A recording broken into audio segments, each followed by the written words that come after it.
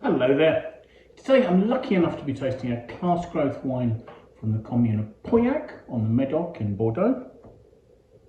The wine in question is Chateau Lynch Moussas, the 2021 vintage of this, and Lynch Moussas is a fifth growth, a 5e Grand Cru Classé. Now, Lynch Moussas was originally part of a much larger estate, an estate where I believe there was a hunting lodge, and the estate was known as Comte Lynch. It was owned by an Irish nobleman called Jean-Baptiste Lynch back in the 18th century. Now, the estate was divided in two in 1824, with the other half becoming a chateau that's now well known, Lynch-Bages, and a rather large grand chateau was built here in 1850. Both the two halves of the original chateau were classified as fifth growths in the 1855 classification of the Médoc. And it was in 1919 that the current owners of the estate, the Casteja family, purchased Chateau Lynch Moussas.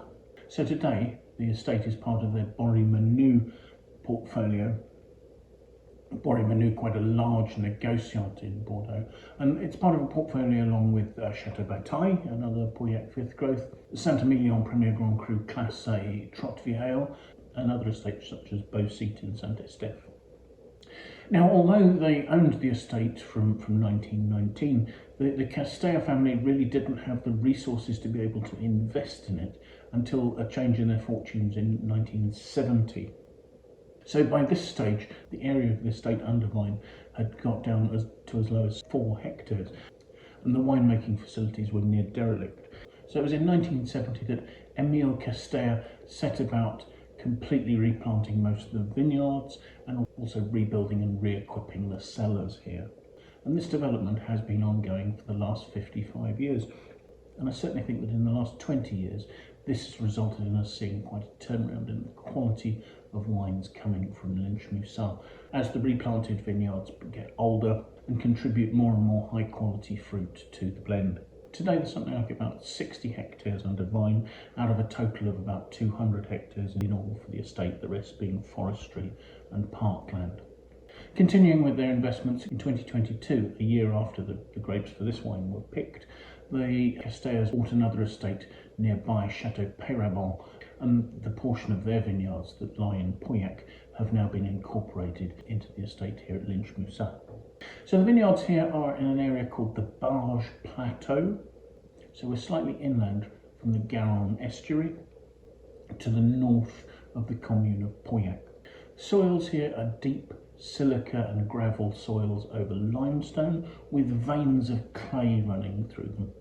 And vineyard plantings are around 75% Cabernet Sauvignon with 25% of Merlot. It's very typical for Pauillac to have this predominance of Cabernet Sauvignon, although slightly unusual to just have 2 grape varieties planted.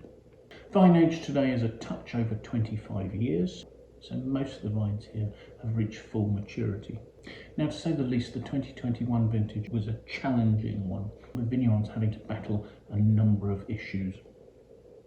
It was a fairly mild but quite wet winter, so the mild winter caused an early bud break, and then in the first week of April there were frosts. And this is actually something where Lynch Moussas terroir has counted for them, because on the Barge Plateau, where the majority of their vines sit, it's an area of quite flat land and frost can't lie in pockets anywhere. The poor weather conditions, however, did contribute to a certain degree of millerandage, which is poor fruit set, and that reduced yields to an extent, and actually Merlot is quite susceptible for that, so there were problems with that. May was cool and that slowed ripening. Then after flowering in June and into early July, there were some periods of heavy rain resulting in high humidity, giving pressure from mildew, which meant that the vineyards needed multiple sprays to combat that. And the team will have worked really hard in the vineyards to remove damaged fruit, to open up the canopies to allow airflow, and to try and prevent humidity building up in the vine canopies. Thankfully, August and early September were dry and warm, and that helped remove further threats from rot and allowed the grapes to attain quite a good degree of ripeness. However, what you do see in 2021 is because the skins didn't attain high ripeness, quite short periods of quite gentle maceration, so these are not hugely structured wines. Also, the slowing of ripeness has led to relatively low sugar levels. So for instance, this wine only has 13% alcohol, which is probably 1 degree to half a degree lower than it would normally be. Picking went on in late September, with the Cabernet Sauvignon coming in early October. It's also to be remembered that in 2021, the winemaking teams and the picking teams will have had to have enforced social distancing regulations because of the COVID-19 pandemic, which was still going on at that stage. So both at picking and in the winery, there was quite a high degree of selection to make sure that only healthy fruit made its way into the fermenting vats. Fermentation goes on here in temperature-controlled stainless steel tanks, and to give that very soft extraction, temperatures are kept down probably to a maximum of about 26 degrees. They don't do too many pump overs. They're looking much more for balance and softness in the tannins. Malolactic conversion also went on in tank, and then the wine was put into French oak barriques for a period of up to 18 months of aging. Of these barriques, probably about half of them will have been new, with the other half being second and third fill oak. The final blend for 2021 was 72% Cabernet Sauvignon and 28% of Merlot. So let's see what we make of it, shall we? Firstly, looking at the colour, it is quite a dark, almost black ruby. There's a purple red note at the rim. It's not completely opaque. I can see the stem of the glass through the wine. Swirling it, slowly forming tears on the glass, but they're not particularly pronounced.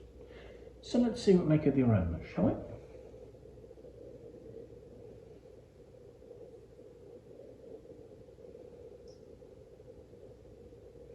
The nose has two elements. There's quite a rich, warm, ripe red fruit. And then you have a sort of slightly more earthy, cedary note as the oak is starting to open and show itself there. The red fruit's in a spectrum, running through from sort of sharper cranberry notes through red plum. There are riper notes of prune and perhaps some more rounded notes of red cherry and hints of raspberry.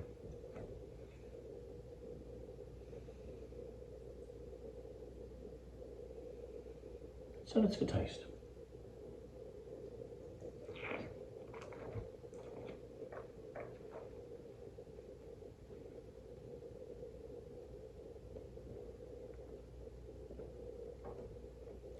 The wine's of midweight.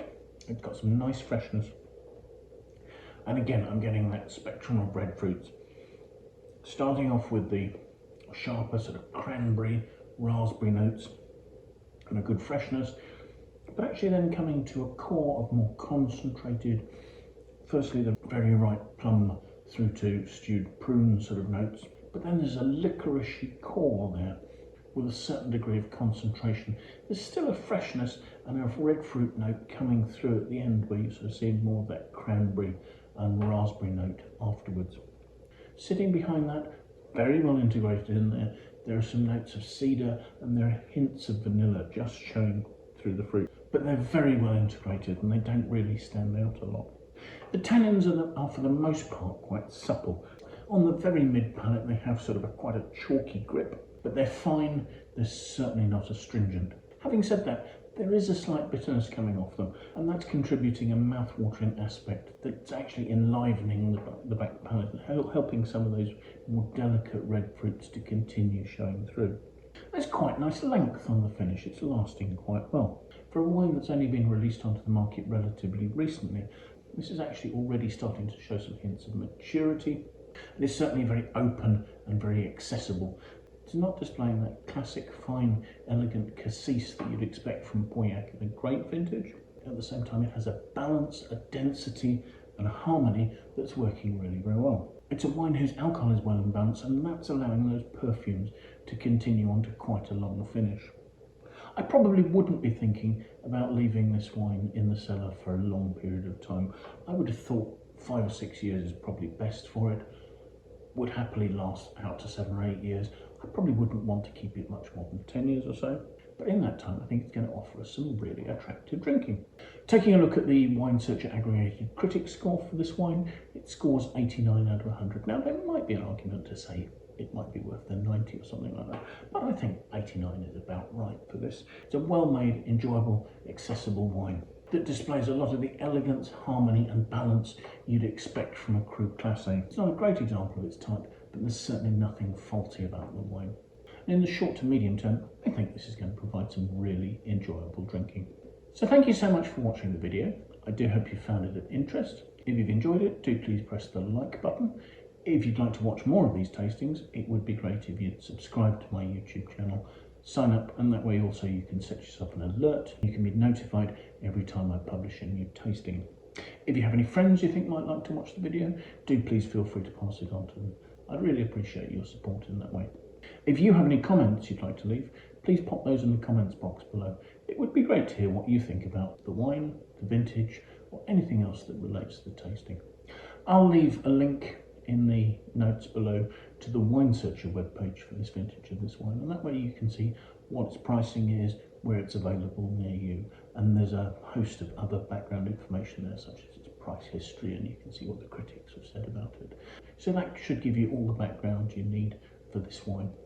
So once again, thank you so much for watching. I do hope you'll manage to make some time and come and join us for another tasting in the very near future. Till then, bye for now.